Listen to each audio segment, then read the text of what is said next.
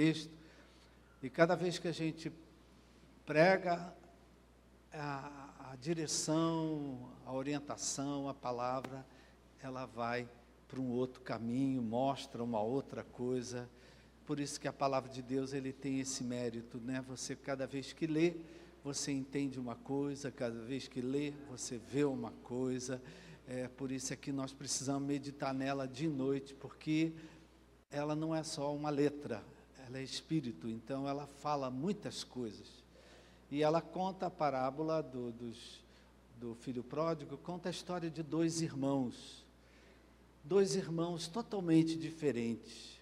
Quem aqui diz assim, eu tenho um irmão totalmente diferente de mim? Interessante, né? Não é só na Bíblia, não. Alguns de nós também temos irmãos totalmente diferentes. Você deixa eu ler mais uma vez? Você permite que eu leia mais uma vez? Porque não ler a palavra vai ficar meio capenga. E eu quero ler a partir do versículo 11. Jesus continuou. O Jesus estava falando, né, dizem que esse é o capítulo dos achados e perdidos, do que é que as pessoas perdem, a mulher que perdeu a dracma, a ovelha que se perdeu. E aqui ele fala, certo homem tinha 2 filhos, o mais moço deles disse ao pai, pai, quero que o senhor me dê a parte dos bens que me cabe. E o pai repartiu os bens entre eles, quer dizer, entre ele e o irmão. Passados não muitos dias, o filho mais moço, ajuntando tudo que era seu, partiu para uma terra distante e lá desperdiçou todos os seus bens, vivendo de forma desenfreada. Depois de ter consumido tudo, sobreveio àquele país uma grande fome, e esse filho começou a passar necessidade. Então foi pedir trabalho a um dos cidadãos daquela terra, e este o mandou para os seus campos, a fim de cuidar dos porcos. Ali ele desejava alimentar-se das alfarrobas que os porcos comiam, mas ninguém lhe dava nada. Então, caindo em si, disse, quantos trabalhadores de meu pai têm pão com fartura, e eu aqui estou morrendo de fome. Vou me arrumar, voltar para o meu pai e lhe dizer, pai, pequei contra Deus e diante do Senhor, já não sou digno de ser chamado de seu filho, trate-me como um dos teus trabalhadores. E arrumando-se, foi para o seu pai. Vinha ele ainda longe, quando seu pai o avistou, e compadecido dele, correndo, o abraçou e beijou. E o filho lhe disse, pai, pequei contra Deus e diante do Senhor, já não sou digno de ser chamado de seu filho. O pai, porém, disse aos servos, tragam depressa a melhor roupa e vistam nele, ponham um anel no dedo dele, sandália nos pés, tragam e matem o bezerro gordo. Vamos comer e festejar, porque esse meu filho estava morto e reviveu, estava perdido e foi achado. E começaram a festejar. Ora, o filho mais velho estava no campo. Quando voltava, ao aproximar-se da casa, ouviu a música e as danças. Chamou um dos empregados e perguntou o que era aquilo. E ele informou, o seu irmão voltou, e por tê-lo recuperado com saúde, o seu pai mandou matar o bezerro gordo. O filho mais velho se indignou e não queria entrar. Saindo, porém, o pai, que foi ao encontro dele, procurava convencê-lo a entrar, mas ele respondeu ao seu pai, faz tantos anos que sirvo o Senhor e nunca transgredi um mandamento seu, mas o Senhor nunca me deu um cabrito sequer para fazer uma festa com meus amigos. Mas quando veio esse seu filho, que sumiu com os bens do Senhor, gastando tudo com prostitutas, o Senhor mandou matar o bezerro gordo para ele. Então o pai respondeu, meu filho, você está sempre comigo, tudo que eu tenho é seu. Mas era preciso festejar e alegrar-se, porque este seu irmão estava morto e reviveu, estava perdido e foi achado. Que Deus abençoe a leitura da sua palavra. Pai querido e amado, vem falar conosco. Vem aplicar a tua palavra com total liberdade, Pai. Que o Senhor tenha liberdade de aplicar essa palavra da melhor maneira possível na vida de cada um. E que essa palavra sirva também, querido Pai, para nós avaliarmos a nossa vida, para nós nos examinarmos e nos aproximarmos de coração certo da mesa do Senhor. Que essa mesa, Pai, nessa manhã, traga cura àquele que chegou aqui enfermo, traga libertação àquele que está oprimido, traga direção e rumo para aquele que se encontra perdido. Que essa palavra não volte vazia, cumpra o teu propósito na vida de cada um de nós. Nós te agradecemos no nome de Jesus. Amém. Amém.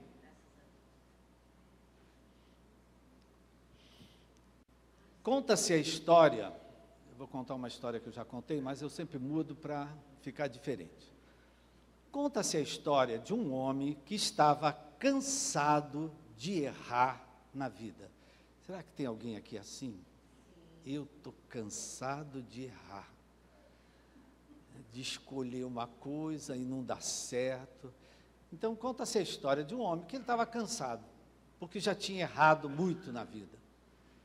Tinha tomado muita decisão errada, muita escolha errada. Então, ele soube que existia um sábio. Ele procurou aquele sábio para pedir um conselho.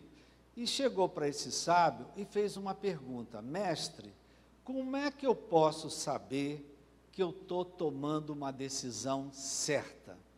Como é que eu posso saber que uma decisão que eu estou tomando vai ser o melhor para a minha vida? Vai trazer o melhor para a minha vida?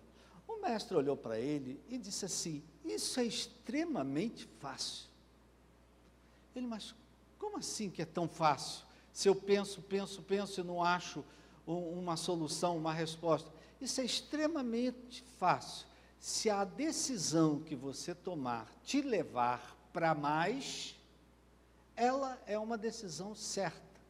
Se a decisão te levar para menos, ela é uma decisão errada. E o discípulo ficou olhando para o mestre e disse assim: como assim? Como levar para mais? Como levar para menos? Ele disse: é fácil. Se a decisão alargar as tuas fronteiras, expandir os teus territórios, se a tua decisão favorecer o teu trabalho, favorecer a tua família, favorecer aos teus filhos, favorecer os relacionamentos interpessoais que você tem, favorecer o teu propósito, a tua profissão, a tua missão de vida, se essa decisão que você tomar provocar integração, união, criar novos vínculos, essa é uma decisão certa, porque está te levando para mais para a tua família, mais para a tua casa, mais para o teu trabalho, mais para o teu ministério, mais para o teu propósito de vida, mais para os teus relacionamentos. Amém? Amém.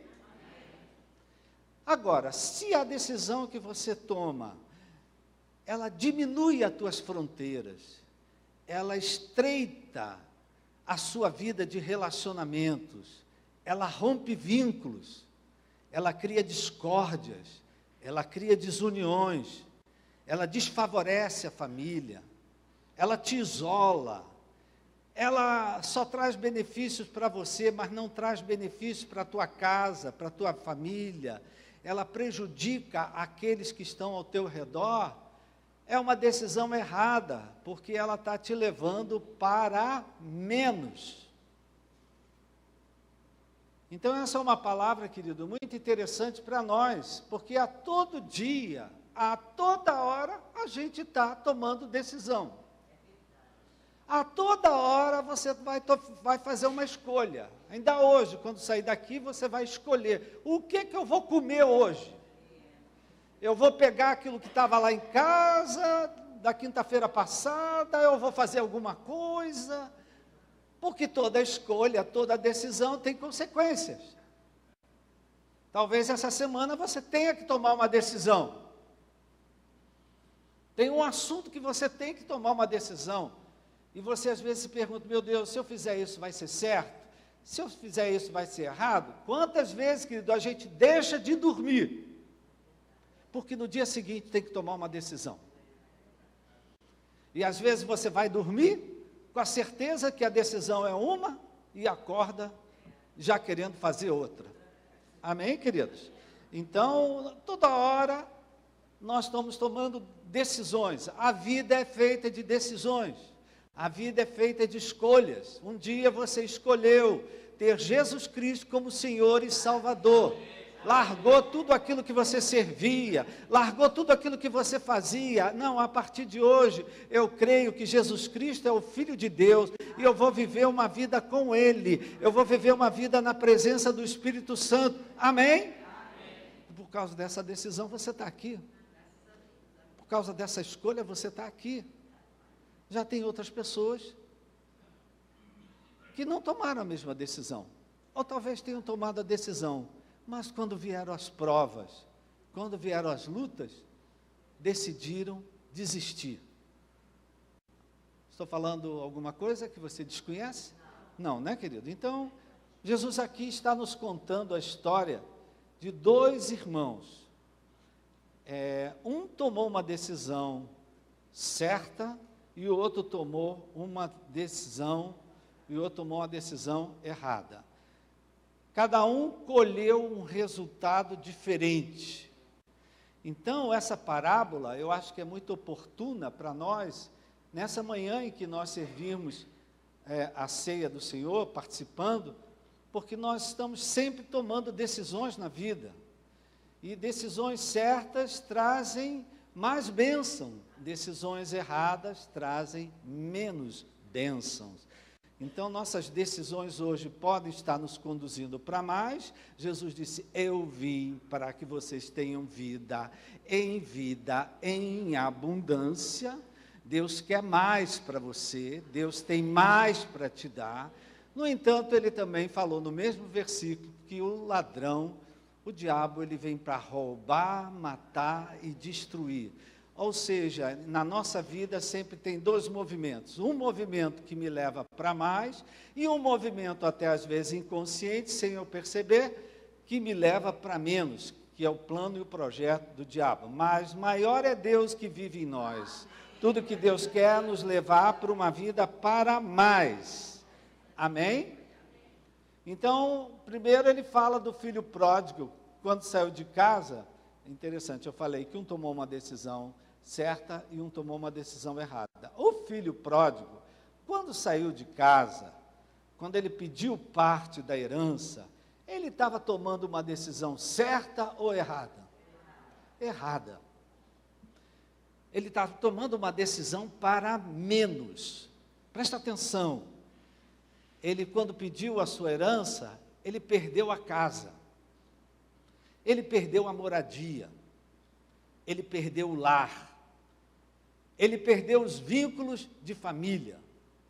Ele perdeu o pertencimento a uma família. Ele perdeu os relacionamentos de família. Não é? Então ele, menos. E foi para uma terra distante. Nessa terra distante, ele desperdiçou todos os bens, menos outra vez.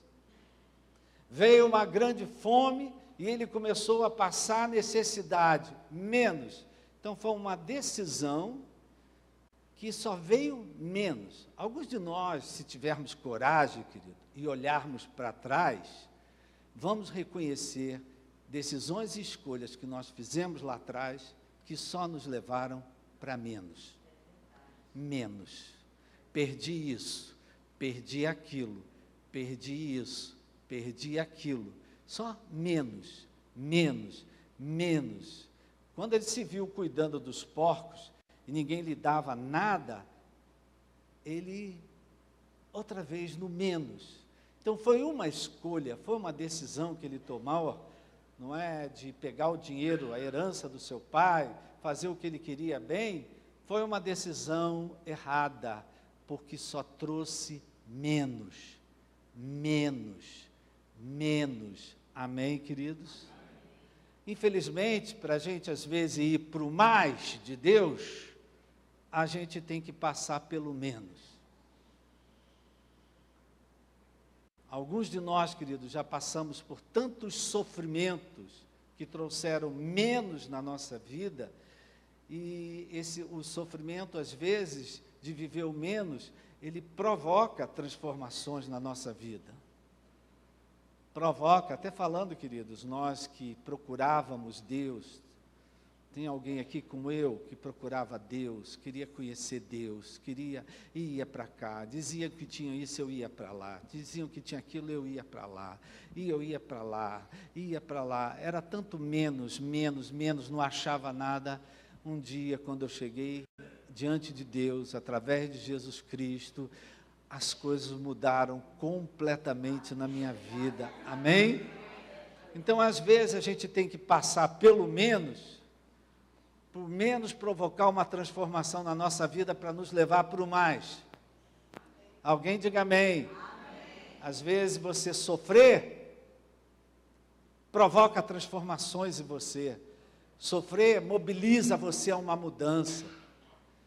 Sofrer mobiliza você a dizer, não aguento mais, eu tenho que mudar, eu tenho que fazer alguma coisa, eu tenho que procurar alguma coisa, eu tenho que buscar alguma coisa. Então, às vezes, para chegar no mais, infelizmente, a gente passa pelo menos. Quem já passou pelo menos aí na vida, uma porção de infelicidade, uma porção de tristeza, uma porção de sofrimento, mas essas coisas te levaram para o mais, para buscar a Deus, para conhecer a Deus, para servir a Deus. Não é conhecer a palavra de Deus, amém? E ele passou por esse menos. Você vê, né? Ele perdeu a herança, perdeu tudo que tinha, perdeu os relacionamentos, perdeu a família, perdeu uma porção de coisa, foi embora para uma terra distante, já estava pronto a comer comida de porco, quando ele se lembrou, diz a palavra que ele caindo em si, não é? Ele percebeu a decisão errada que ele tinha tomado na vida dele. Esse é um momento, queridos, muito forte na nossa vida, quando você cai em si que errou. Cai em si que a decisão foi errada. Cai em si que a escolha foi errada. Tem gente que insiste, né? Mas ele caiu em si e ele lembrou que ele tinha um pai. E ele teve a humildade, porque para voltar atrás, queridos, você tem que ter humildade. Para voltar atrás, para falar com o pai, com quem você errou. Voltar atrás para falar com uma mãe, com quem você errou, exige de nós o que, queridos? Humildade. E ele teve a humildade de falar, de voltar para a casa do pai. Quer dizer, ele se movimentou para o mais. Versículo 17 e 18 diz assim, então, caindo em si, ele tomou consciência, a ficha caiu, né? Caindo em si, ele disse, quantos trabalhadores de meu pai têm pão com fartura e eu aqui morrendo de fome? Vou me arrumar, vou voltar para o meu pai e lhe dizer, pai, pequei contra Deus e contra o céu e diante do Senhor. Já não sou digno de ser chamado de seu filho. Trata-me como um dos teus trabalhadores. E arrumando-se, ele foi para o pai. Presta atenção, querido, que daí para frente, na vida desse rapaz, tudo foi mais. Presta atenção, porque isso aqui é para a gente praticar na nossa vida, querido. Tem decisões que a gente toma que só nos levam para o menos. E tem decisões que a gente toma que só nos levam para o mais. Alguém ontem passou um zap, pastor, aconteceu isso. Eu digo aí, parabéns, meu irmão. Você tomou a decisão certa. Você tomou a decisão correta, porque tudo está acontecendo, tudo dando certo, tudo se acomodando. Não que não tenha lutas, que não tenha provas, a gente sempre vai ter, mas as coisas estavam todas caminhando para uma situação muito melhor do que estava antes. Quem já foi para o menos, sabe quando as coisas vão para o mais. Não é? Você sabe, reconhece logo. E daí para frente, a vida desse rapaz foi só mais. Primeiro, ele recebeu um abraço do pai. O pai recebeu ele de braços abertos e o beijou. Isso já foi mais, querido. Isso já foi um presente para ele todo especial. Depois ele recebeu roupa. Ele recebeu anel. Ele recebeu sandália. Ele recebeu um bezerro gordo. O pai mandou preparar uma festa. Veja só, querido, tudo mais. Um abraço, mais. Uma roupa, mais. Um anel, mais. Uma sandália, mais. Uma festa, mais. De uma certa forma, né, essa atitude humilde desse rapaz beneficiou a todos. Porque a decisão certa, querido, nunca beneficia um, beneficia a todos. Nessa família, todos foram beneficiados, porque o filho voltou para casa. Não é? Os servos foram beneficiados, porque teve festa, teve trabalho, teve celebração. De uma certa forma, essa decisão desse rapaz não beneficiou só a ele. Ele pensou que ele ia ser um trabalhador, o pai dele botou ele como filho. Quem andava descalço eram os escravos, o pai mandou botar sandália, quer dizer que ele estava descalço. Então, beneficiou não apenas a ele, mas beneficiou a todos. Só que, queridos, humildade, reconciliação, perdão, reconhecimento de uma decisão errada, não é uma coisa que dá ibope. Restauração de relacionamentos não dá ibope. Restauração de relacionamento, de vínculos, não dá ibope, não agrada a todos. Tem gente que não gosta. Tem gente que gosta de vingança. Tem gente que gosta, não, ele tem que pagar. Tem gente que gosta, não, ele não merece. Tem gente que gosta, não, ele não tem direito. E às vezes tem gente assim dentro da tua própria família. Quando pensa em você, diz, não, ele não tem direito. Não, ela não merece. Estou falando bobagem, minha gente? E aí, o filho mais velho, não é? O filho mais velho, que vivia no mais, o filho mais velho, que tinha tudo que o pai tinha, o filho mais velho, que tinha uma vida boa. Quem é que gostaria de ter uma vida boa? O filho mais velho que tinha tudo para viver no mais, porque tudo, o pai disse, tudo que eu tenho é teu. Ele tinha tudo, não faltava nada. Esse filho mais velho toma uma decisão errada, que leva ele para o menos. Como é que pode, né? Infelizmente, querido, tem pessoas que são abençoadas, são felizes, têm uma porção de coisas, são abençoadas por Deus, e ainda assim tomam decisões erradas que destroem com tudo. Destroem com família, destroem com bens, destroem com futuro. Esse rapaz, do mais, ele foi para o menos. Ele se indignou, não queria entrar. Presta atenção, querido. Ele não pensou no amor do pai, o quanto o pai estava feliz. Ele nem pensou no pai. Ele não pensou na mãe, não sei se tinha mãe, mas provavelmente ele era filho de uma mãe. Ele não pensou no pai, ele não pensou no irmão, ele não pensou na família, ele não pensou no todo, ele só pensou em quem, queridos? Nele próprio.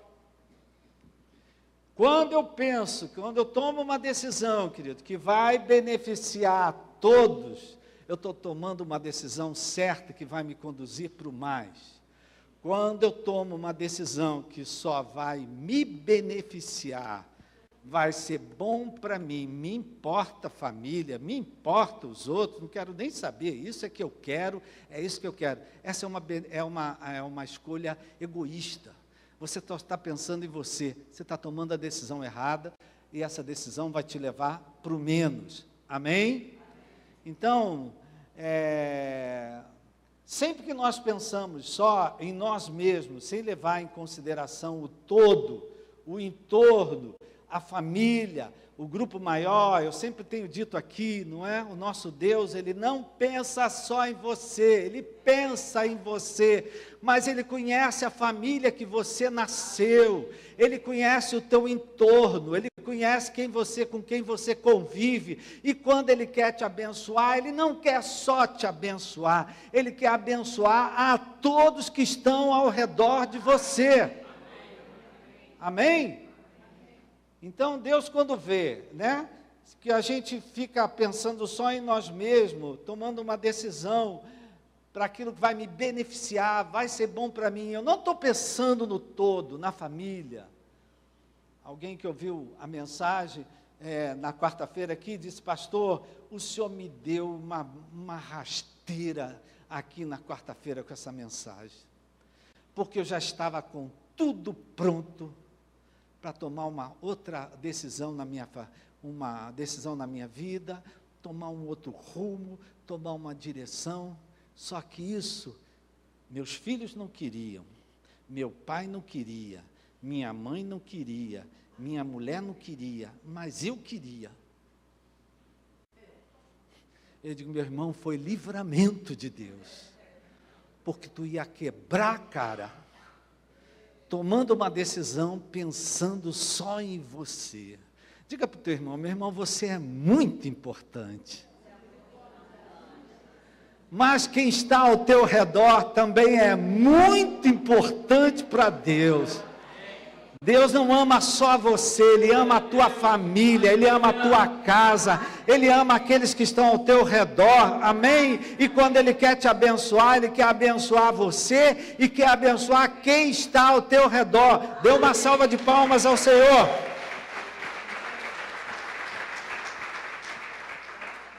Primeiro, esse irmão ficou contra o próprio irmão. Isso acontece, minha gente? Irmão brigando com irmão?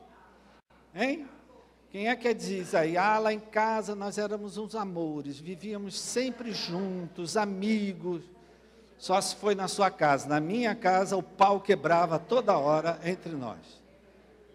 Principalmente se meu pai privilegiava um. Ou minha mãe privilegiava o outro. Aí é que o negócio cria atrito, né? Lembra Esaú e Jacó? Está na Bíblia. Tem exemplos aí na Bíblia para a gente ver que isso acontece na vida real.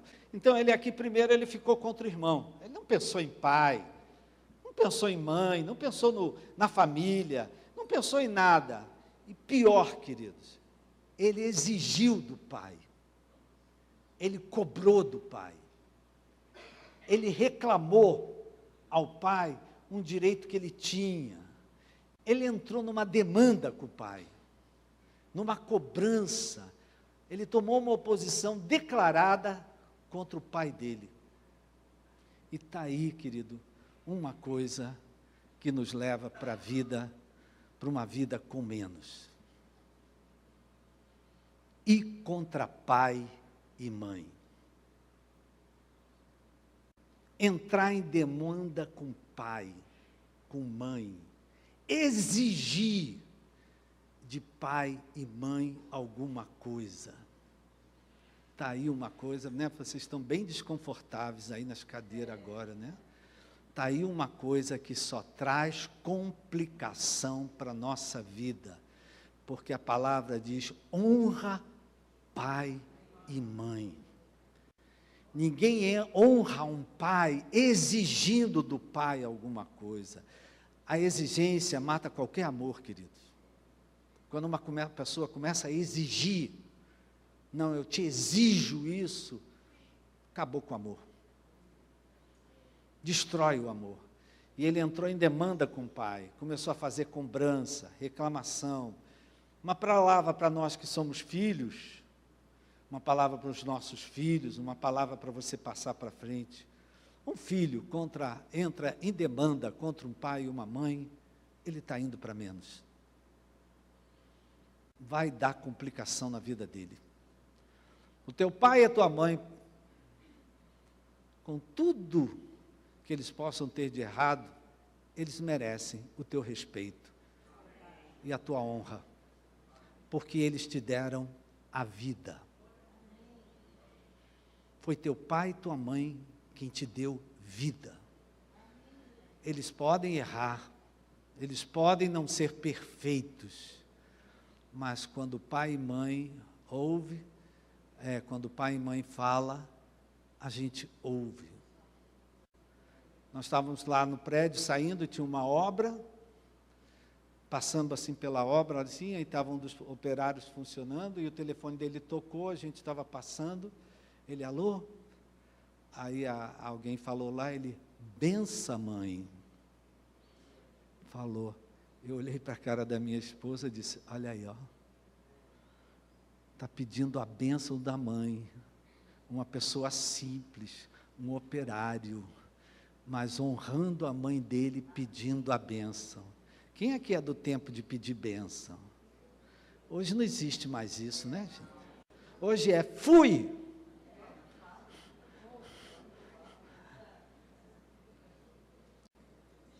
Uma forma de você honrar teu pai e tua mãe é pedir a bênção a ele. Amém? E esse rapaz aqui, ele se colocou contra o pai, contra a decisão do pai. Ele estava se julgando maior que o pai dele. Ele estava se julgando melhor que o pai dele. Ele estava se julgando que as decisões dele eram melhores que a decisão do seu pai. E um filho, quando se coloca contra pai e mãe, querido, seja por que motivo for, pode ter até uma desculpa que quiser, ele está indo para o menos. Ele está provocando complicações na sua vida. Então, nós vemos aqui 2 filhos que tomaram decisões erradas. Só que que foi o primeiro, filho pródigo, ele teve humildade para se consertar. Ele teve humildade para chegar para o pai e dizer, pai, pequei, pai, errei. Talvez tenha alguém aqui como eu também já saí da minha casa um dia, queria viver a minha vida, fui-me embora, fui morar sozinho, só que só deu confusão na minha vida, até cupim no apartamento deu. E um dia peguei o telefone e disse, mãe, posso voltar para casa? Qual é a mãe que diz não, queridos? Para um filho voltar para casa. Vem cá, mãe, cadê as mães que estão aqui? Se um filho ligar, mãe, quero voltar para casa. Casei, dei tudo errado, estou com 6 filhos, posso voltar para casa?